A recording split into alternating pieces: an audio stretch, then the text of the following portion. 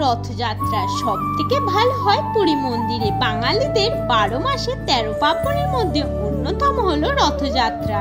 পুরীকে কেন্দ্র করে রয়েছে একাধিক কাহিনী, যেমন তোমাদের আজকে গল্পের মাধ্যমে তুলে ধরছি। একদিন জগন্নাথ দেব আর তার লক্ষ্মীর মধ্যে ছোট্ট একটা ঝগড়া হয়। মা লক্ষ্মী অভিমান করে বলেন, তুমি তো শুধু ভাই বোনদের নিয়ে বেরিয়ে পড়ো, আমাকে কখনো নাও না। এইভাবে কেটে যায় সারাদিন নীরবতা আর অভিমানে। বিকেল গড়িয়ে সন্ধে, খিদে পেয়েছে দুজনের। মা লক্ষ্মী রেগে গিয়ে রান্নাই করেননি। ঠিক তখন জগন্নাথ দেবের চোখে পড়ে এক গরিব বৃদ্ধার ঘরের দিকে। ওখান থেকে আসছে ভাত ডালের অপূর্ব গন্ধ। তিনি মুচকি হেসে মা লক্ষ্মীর দিকে তাকিয়ে বলেন, আজ ভক্তের বাড়িতে খাই। এই ঘরে দুজনে পৌঁছান।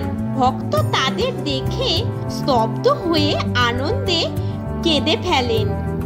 নিজের হাতে ভাত, ডাল, আলু ভাজা, ঘি দিয়ে পরিবেশন করেন প্রভু আর মা লক্ষ্মীকে। খেয়ে সন্তুষ্ট হয়ে তিনি বলেন, তুমি আমাদের প্রকৃত ভক্ত, আমার ঘরে কখনো অভাব আসবে না। গরিব বৃদ্ধাটি সেখানে একটি ছোট্ট মন্দির নির্মাণ করেন। বাকি জীবনটা ঠাকুরের বেড়ায় তিনি কাটিয়ে ফেলেন।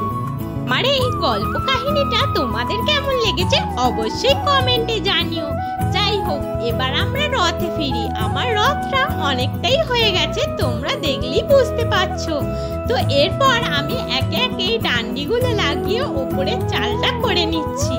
আমি এত বড়ই রথ বানিয়েছি যে তোমাদের ভিডিওটা ঠিকঠাক ভাবে দিতেই পারছি না, কারণ আমার এত বড় রথ হয়ে গেছে, ক্যামেরায় ধরছেই না বললে চলে। যাই হোক, আমার এই রথটা বানানো বলতে পারো একটা শখের জন্য, যে সামনেই রথযাত্রা, আমি রথ বানাবো না, সেই আনন্দে আমি রথ বানিয়েছি।